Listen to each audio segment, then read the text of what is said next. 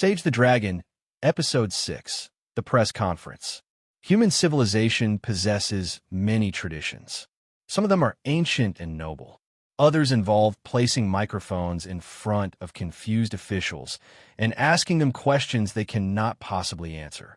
By late afternoon, the desert had acquired a press conference.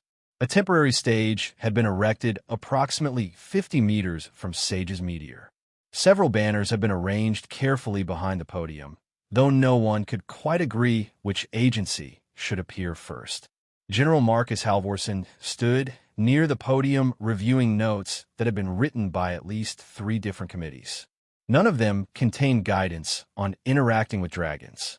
Behind him, several soldiers were still floating gently in the air.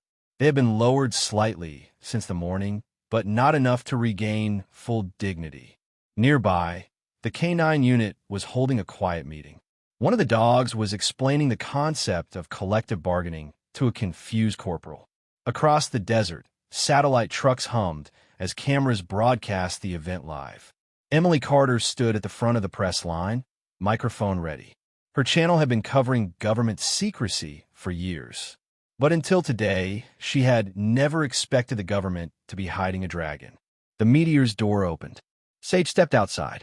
The dragon moved slowly, wings folded neatly against his sides. The crystal gardens on the meteor shimmered softly behind him in the sunlight. Instantly, the entire press corps began speaking at once. Questions flew across the air. Are you extraterrestrial? Do you represent a foreign government? Are there more dragons?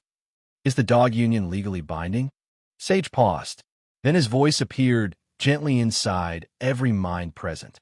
Good afternoon, he said. The crowd became silent. I understand that your species prefers formal introductions, Sage continued. I am Sage.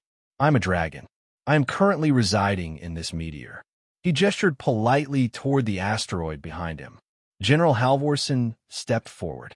Sir, he said, choosing the safest available title. The United States government would like clarification regarding your intentions. Sage nodded thoughtfully. My intentions, he said, are largely educational. Several reporters blinked. Emily Carter raised her microphone.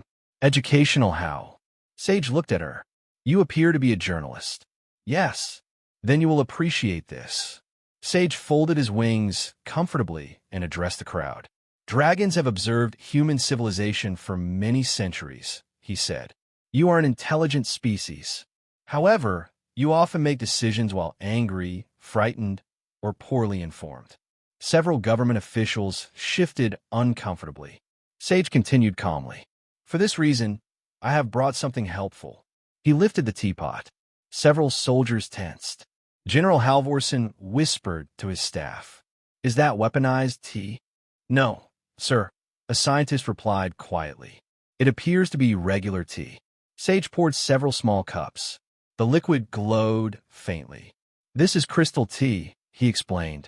It promotes clarity of thought. A murmur spread across the crowd. Emily Carter leaned forward. You're saying it makes people think better? Yes. That sounds dangerous. Sage smiled faintly. You are beginning to understand. The floating soldiers drifted slightly lower. The gravity field was gradually returning to normal. Sage glanced at them briefly. Apologies for the earlier inconvenience, he said. Your equipment was behaving rudely. One of the soldiers rotated slowly in midair. Respectfully, sir, he said, I think we're still floating. Temporary side effect, Sage replied. Meanwhile, the K9 unit had approached the stage. One of the dogs sat calmly beside the podium. We would like to submit a formal charter, the dog said. General Halvorsen closed his eyes for a moment. Emily Carter stared at the dragon. You're changing everything, she said. Sage tilted his head. Not everything, he replied.